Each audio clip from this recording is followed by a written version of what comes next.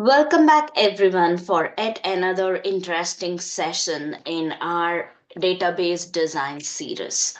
So, in today's class, we are going to talk about how to convert ER diagram into tables. So that is our topic of discussion. So already, as you all know, we are doing a case study on Code Plus Tutors, the online tutoring system. We just took up the Code Plus Tutors initial requirement. We came up with identifying the entities, attributes, and relationships. Then we identified the primary key and foreign key. With that understanding, in the last video of the series, we were drawing ER diagram with those documents as the base. And in today's class, we are going to take the diagram that we drew in the previous session and we are going to see how to convert that ER diagram into tables. Are you ready for the session? Perfect. Okay, so what we are going to do is the very first step in doing this conversion is that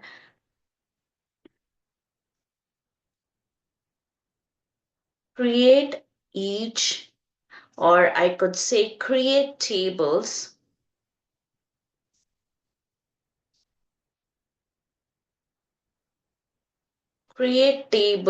for each entity identified in the ER diagram.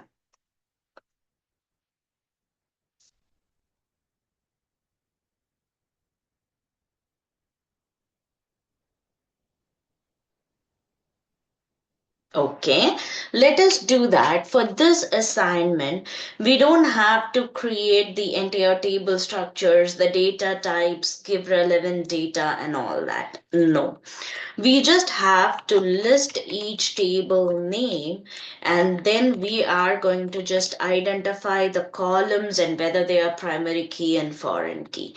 So here, if you see, the first table name is going to be student, and under student, let us list down all the entities, I mean the attributes that we identified for the student. When it comes to attributes, there are few basic rules for us to understand. The first one is your attribute names have to be singular. The second thing is your attribute names cannot have blank spaces in it. You can have underscore if needed, but no blank spaces or other special characters. So now I've listed all the attributes of this particular table name. Let me highlight the student. And coming here, the student ID is going to be the primary key. So let us have student ID as the primary key as indicated in our ER diagram. If in case you did not identify the keys, don't worry about it. Like I have posted videos on cardinality ratio and how to identify primary keys and foreign keys. You can very well watch those videos, and I will also talk about it in a high level in this video as well. So now the second table or the second strong entity that we could see here in the ER diagram is the session. So let us identify all the attributes of the session. So it is going to be the session ID, which is primary key. And then we have start date. Then we have end date, duration, P, description, and tutor ID, which is the foreign key. So I'm specifying PK for primary key and FK for foreign key. Okay, fine. So now let us just mark it in borders. Fine. So now the next table Likewise, in your case study, you have all your strong entities. So take up all the strong entities and first mark them. Here in the Excel sheet, list down the table name and the columns of that table. So let us do payment ID. So payment ID is going to be the primary key.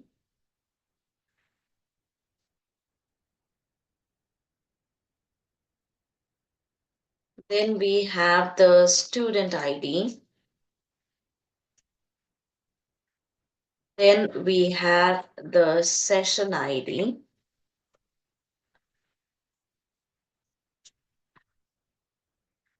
amount, date, and the payment method.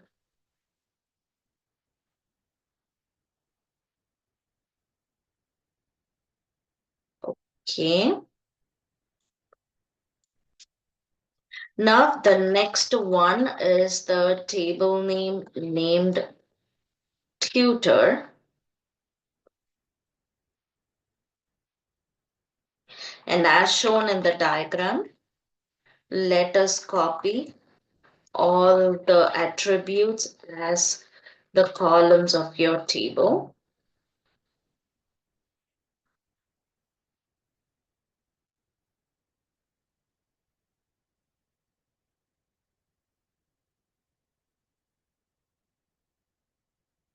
And here tutor ID will be the primary.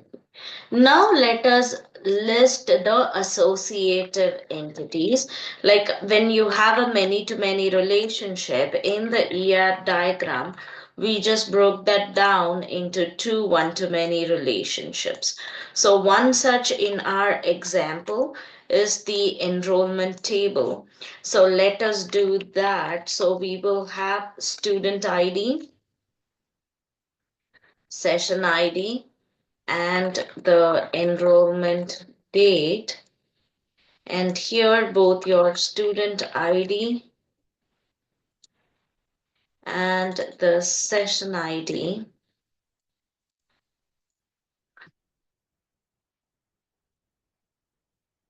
the enrollment date. Okay, done.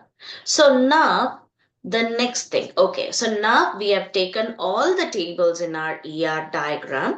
We moved each entity to be a table and all their attributes to be the columns of that particular table. Now what next? The second thing is based on your cardinality ratios. So identify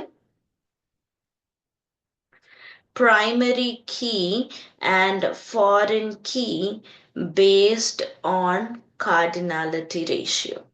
If you remember, we are already did this while identifying the entities, attributes, and relationships, and we have marked the primary key and foreign key already.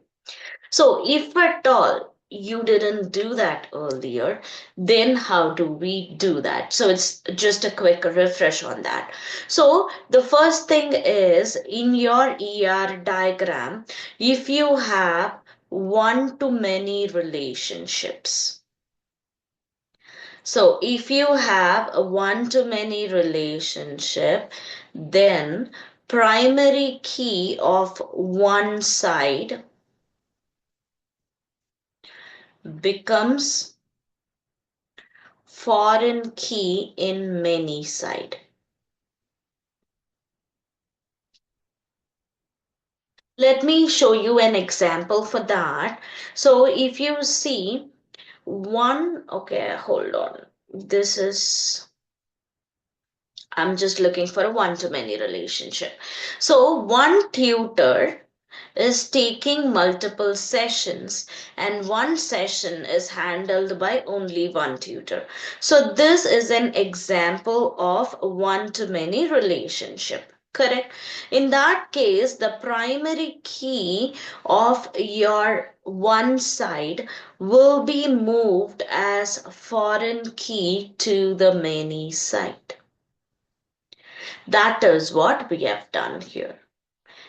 Okay, so this is your first rule. We have already followed that rule.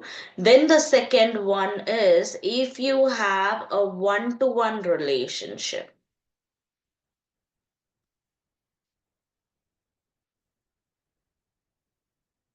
then you don't have a restriction.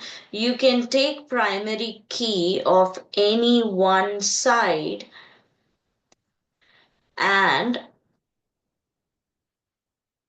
make it as foreign key on the other side. So let's say foreign key on the other side.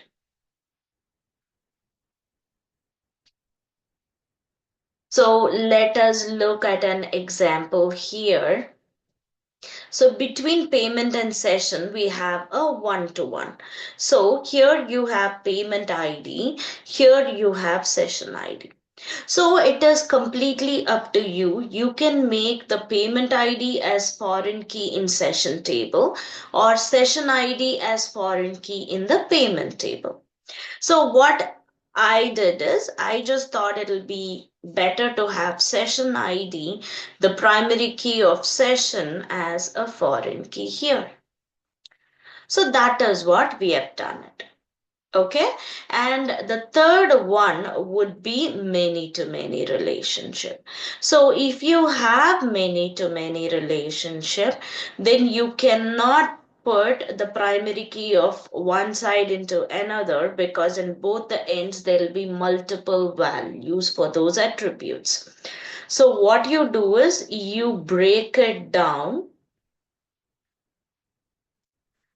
into two one-to-many relationship, and then identify your keys as you did in one-to-many. So the best example for that is your enrollment table. We call this as an associative entity in ER diagram, and we call it as a relationship table when it comes to your real tables.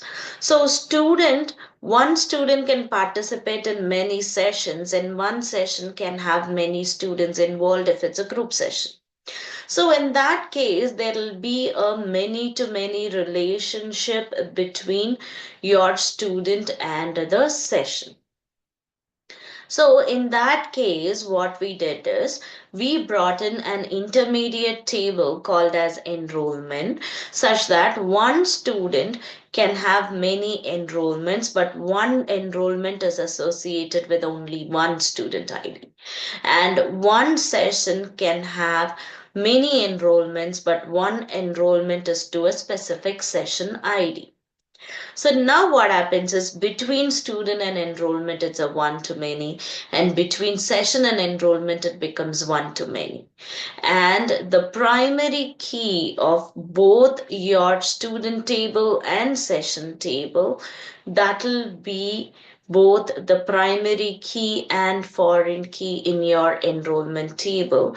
Again, so if there could be a composite primary key. One table can have only one primary key, whereas when you have a combination, then it's called composite primary key. A combination of student ID and session ID together will be your primary key. So in this example, we have already identified the primary keys and foreign keys. So I've directly listed them down in the Excel sheet.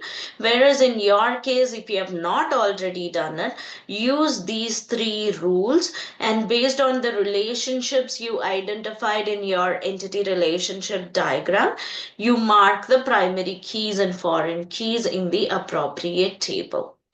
I hope this video makes sense to you. To give a quick sum up of what we discussed, we just discussed on how to convert ER diagram into tables.